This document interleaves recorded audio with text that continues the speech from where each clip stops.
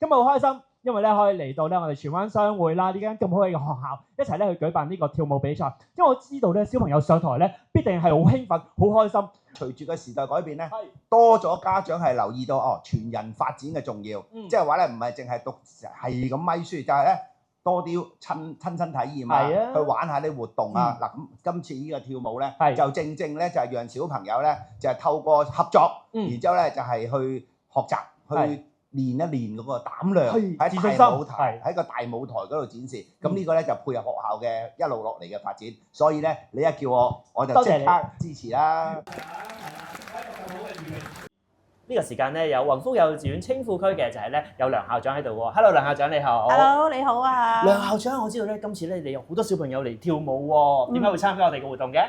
點解會參加你哋嘅活動咧？因為咧，我哋啲小朋友咧，其實我哋都想俾多啲機會佢哋啦，接觸唔同嘅嘢啦。因為咁難得嘅舞台啦，咁樣，咁佢哋可以增強自信心啊，同埋面對群眾咯。咁樣，所以我哋就即刻參加啦。哦，多謝你先啊！咁其實咧，你學校咧，我都知道有特色啦，同埋有好多唔同嘅亮點，不如又同我哋分享一下。我哋學校咧其實係一間新嘅校舍啦，除咗新嘅校舍之外咧，都有好多全日班嘅小朋友啊，同埋我哋真係推廣咧小朋友咧能夠係可以有自信心啦，同埋解決到問題咯。所以咧能夠可以喺呢個舞台上邊啦，可以俾到佢哋咧面對觀眾啦，或者可能有陣時要執生啦，咁樣一個都係一個好好解決問題嘅個機會咯。咁所以我哋就俾佢參加啦。